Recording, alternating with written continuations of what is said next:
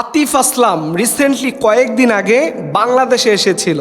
ওনার stage প্রোগ্রামের গান শুনে এদেশের কিছু তরুণ তরুণী এবং কিছু মেয়েরা তাকে তো স্টেজ প্রোগ্রামের মধ্যে জড়িয়ে ধরে আই লাভ ইউ পর্যন্ত বলে ফেলেছে। নাউজুবিল্লাহি মিন যালিক। এটার মূল কারণটা কি?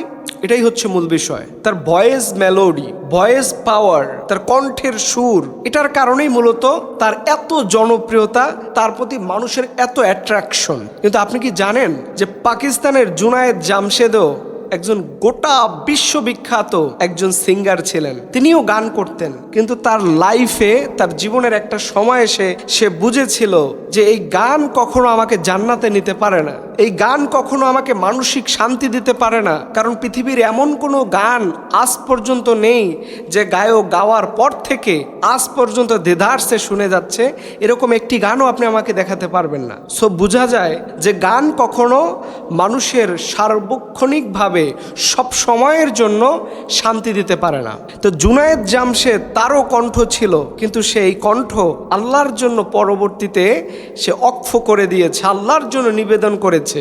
কিন্তু আমাদের ইয়াং তরুণরা আতিফ আসলামদের মতো মানুষের গান শুনে সে পর্দা নাই, গান শোনা তো এমনিতেই হারাম, টোটালি সব এনভায়রনমেন্টটাকে পুরো নষ্ট করে দিচ্ছে। এবং এইগুলো দেখবেন খুব বেশি প্রচার প্রসার হচ্ছে। কিছু কিছু ইউটিউবাররা আছে আবার এমন যে তাদের গান শুনে পুরো ফিদা হয়ে যায়, বলে আতিফ আসলামের প্রোগ্রামে আসছি, এটার একটু লাইভ না করলে হয় নাকি? অথচ তুমি এই গান শুনে স্টেজের মধ্যে তাকে জড়িয়ে ধরে কান্না করতেছো। যুবক, তুমি তোমার লাইফে একবার চিন্তা করো যে কোরআন শুনে তুমি কখনো কান্না করেছো? কোরআনের আয়াত শুনে তোমার দিল নরম হয়েছে? এরকম কি তোমার লাইফে কোনো একটা ঘটনা রয়েছে? এরকম কিন্তু আমরা আমাদের মানুষের মধ্যে দেখি না। অথচ আল্লাহ তাআলা কোরআনে বলছে, যখন মুমিনদের সামনে কোরআন তেলাওয়াত করা হয় তখন মুমিনদের অন্তর নরম হয়ে যায়, মুমিনদের অন্তরে আল্লাহ তাআলার ভয় সৃষ্টি হয়ে যায়। অথচ এই গানগুলো শুনে আমাদের ইয়াং তরুণরা এখন নিজেদের জীবনের গন্তব্য তারা নষ্ট করে ফেলতেছে।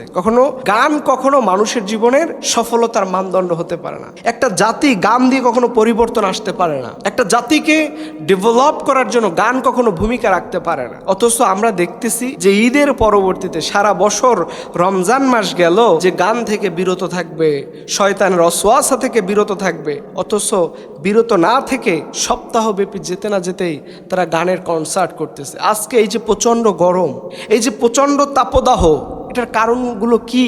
এটা কি আপনারা বুঝতে পারেন? বুঝলেও এটা এই জাতির বিবেকের কণারের মধ্যে নাড়া দিচ্ছে না। এই গরম, এই তীব্রতা, এই আযাব, এগুলো হচ্ছে সম্পূর্ণ মালিকের দেওয়া আমাদের জন্য অভিশাপ। আল্লাহর পক্ষ থেকে এটা আমাদের পানিশমেন্ট। অথচ আমরা হাজার হাজার কোটি টাকা দিয়ে এই গায়ক সায়ক এগুলোর দাওয়াত দিয়ে আনি, আর এদেশের মানুষ না খেয়ে মারা যায়, না খেয়ে কত কিছু যে হচ্ছে, এটার ব্যাপারে আমাদের কোনো ভ্রুক্ষেপ নেই। এর জন্য গান দিয়ে আপনার জীবন কখনো সফলতা হবে না। সফলতা তখনই হবে যখন আপনি কোরআনের সাথে নিজেকে সম্পর্ক রাখবেন। এর জন্য আসুন আমরা সবসময় আল্লাহর কাছে ক্ষমা চাই এবং এই জাতীয় শিল্পীদের গান বাদ্য থেকে আমাদের লাইফটাকে আমরা পরিবর্তন করি। আল্লাহ পাক আমাদের সবার জীবনকে কবুল করুন। সবাই বলুন আমিন।